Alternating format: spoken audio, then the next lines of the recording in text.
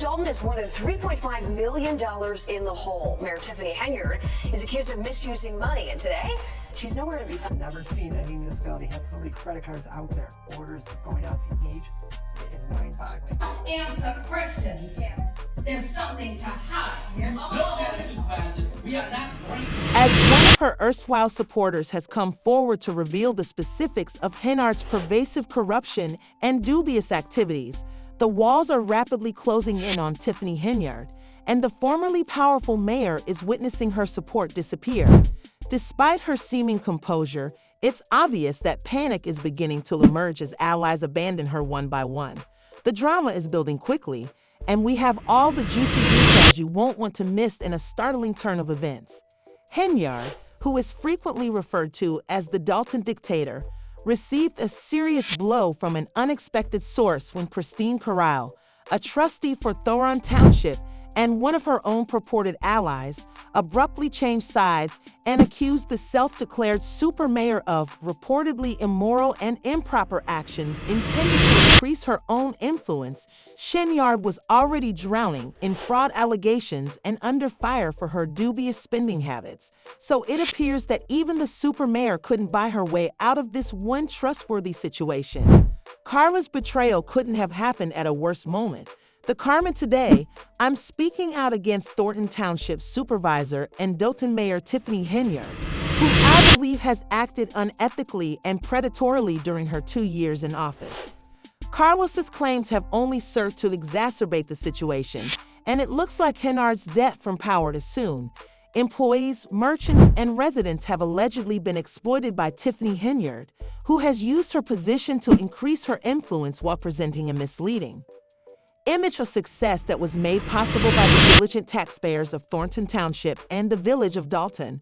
A whistleblower has come forward to acknowledge that she kept quiet about Henyard's extravagant travels and extravagant spending during board meetings because she once trusted the administration, but that trust has since been destroyed. I'm speaking up not only for myself, but also for those who have been impacted by Henyard's leadership. Although it took Carmen Carlisle some time to finally listen to her conscience, it's understandable given that the law seemed to be firmly in Henyard's pocket while she was busy maxing out credit cards as if there were no tomorrow. And let's not forget that she believes there are many more victims who have been lied to, fired, or subjected to retaliation by Henyard, but have not yet come forward. With that type of power behind her, it's no surprise that people were reluctant to speak up, as Henyard supposedly had her own squad of police officers on her payroll ready to quiet anyone who dared to oppose her. Henyard didn't take the betrayal lying down. Instead, she retaliated against her once loyal trustee, came up with a new moniker, and, in classic Henyard form, she diverted attention and created a story. Perhaps I should get you a new moniker. A Lion the Carlisle, after all, you were on this board, and we never discussed this. So you should have been exerting the same amount of effort when you were silent a year or so ago. Did you notice that Henyard's insinuation is subtle yet? I'm tired of everyone in here. There must always be a show. She seems to admit that the misconduct was occurring all along, but she places the blame on Carlisle for not speaking out sooner. This is significant because Henyard has been very silent about the case, even refusing to speak to the media without her lawyer present. Then, as soon as Henyard attempted to change the subject and blame Carmen for her job, Carla pulled the curtain back on Henyard's harassment and corruption. I didn't ask questions because I trusted the administration in the process, but the moment I lost faith in the process, I began to ask questions. I worked as your assistant, and I saw it and heard a lot, but the first time I truly considered supporting you was when you went on this national platform and you said you didn't know anything about a foundation, but you forgot that I was in her southeast rooms when certain things transpired. You were dishonest about the foundation until you unexpectedly showed up at my house and tried to convince me that someone else had started it. After credit card restrictions, budget lockdowns, and, of course, a prohibition on utilizing township merchandise for shameful public relations campaigns. In an unfortunate turn of events, Carmen and Gonzalez weren't merely attempting to shut down Henyard's party, they were prepared to slam it shut. Just minutes before midnight, The motion to nominate Henyard as mayor was made by none other than the dependable Christopher Gonzalez, and Henyard was sworn in. Although many in the audience thought the name was arbitrary, it was later revealed that Henyard had applied for the job a while back. Tiffany Henyard was nominated as a last resort, which is how she was appointed mayor. However, to be honest, if she hadn't even made it to the first round of nominations, it probably should have been interpreted as a sign that time was running out. Henyard was nominated at the last minute by Gonzalez in the hopes that the urgency of the situation would force the board to come together and make a decision before it was too late. Gonzalez later disclosed that he didn't want the township electors to decide on the important supervisor's choice, even though he had repeatedly pushed for someone he thought was the right fit. The deadline was approaching midnight, and the board was deeply divided. Our township supervisor, how do you feel right now? Oh man, I'm overjoyed. I did in Steve County. Yeah. I love it. That means that I am truly blessed and everyone loves me. I love them. The effects of Gonzalez's hasty nomination of Tiffany Henyard as mayor have affected the entire city of Dalton, and it is understandable that the residents are furious about the ongoing unrest. One resident expressed their frustration, describing how senior citizens are suffering as a result of Henyard's corruption. Fans believe the Board of Trustees had their own hidden agendas, which is why they didn't want the decision to be left to the public. That this woman entered our area and wasted all of our tax dollars is heartbreaking.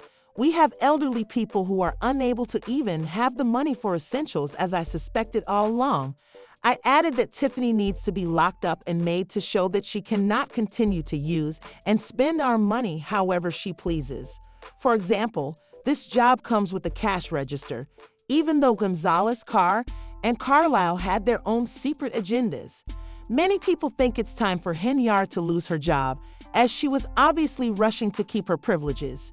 During a board meeting, Henyard tried to rush through Agenda Item 3, which required backup invoices from the finance department, a move that would make the dubious expense clear, since the sudden dismissal of Keith Freeman, the former aide who dared to expose Henyard's activities.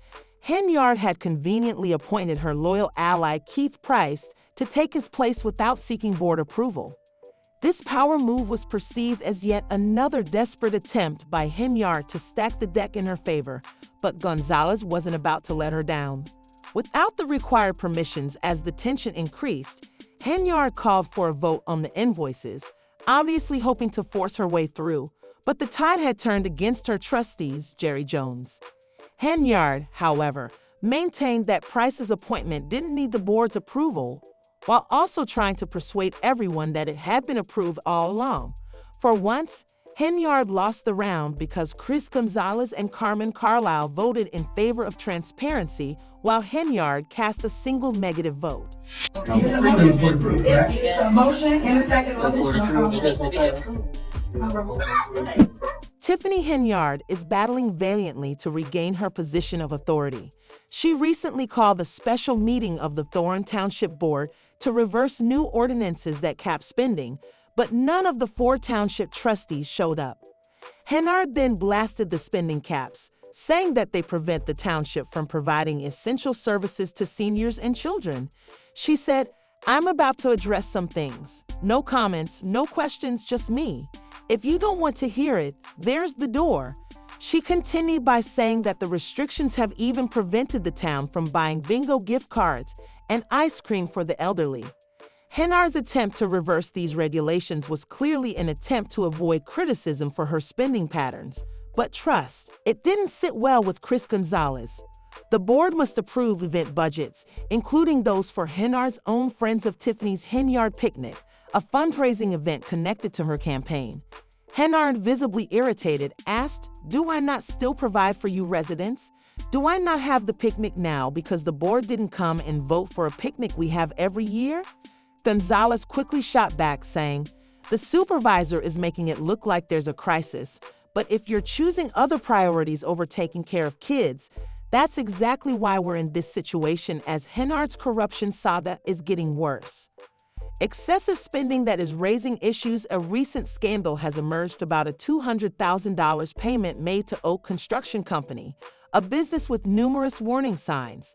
To make matters worse, the money purportedly for elderly homeowners' roof and window replacements was given out without a binding contract or competitive bidding.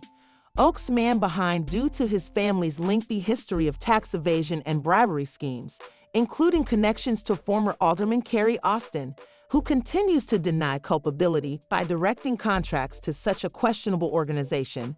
Alex Netoff is awaiting prison for paying a Cook County assessor for property tax relief.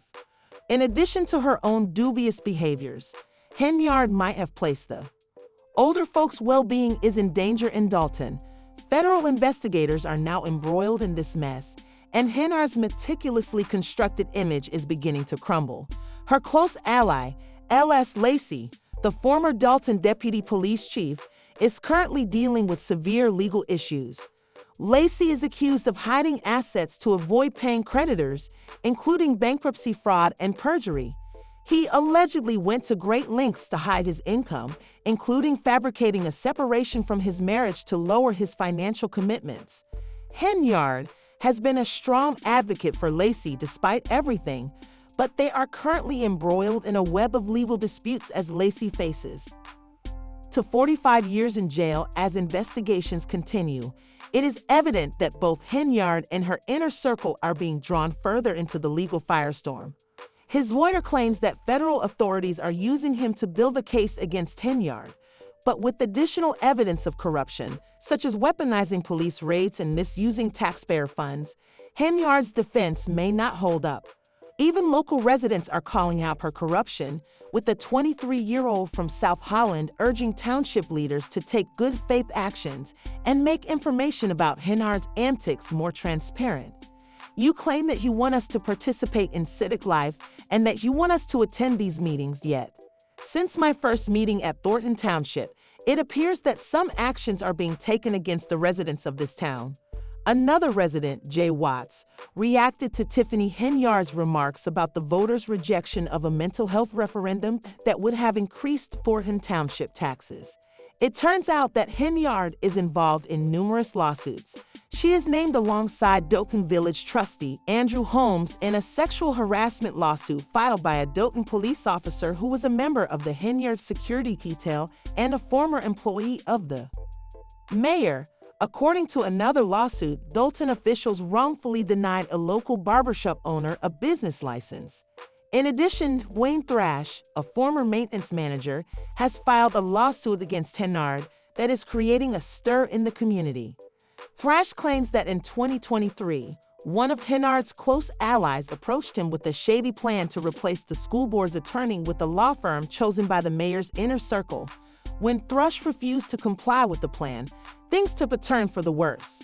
According to this lawsuit, he was fired unexpectedly while on authorized vacation, citing poor work performance and insubordination, inadequate job claim, and make amends for his unjust dismissal. He has also accused the mayor of violating his rights under the First and 14th Amendments. It is completely mind-boggling that the state hasn't taken over the city and township. Many residents think it's time for the state to intervene and remove Henyard from office. None of this is typical, and the state of Illinois ought to feel embarrassed. That concludes today's video, a displeased resident said. Please hit like and subscribe if you like this, and check back for additional updates.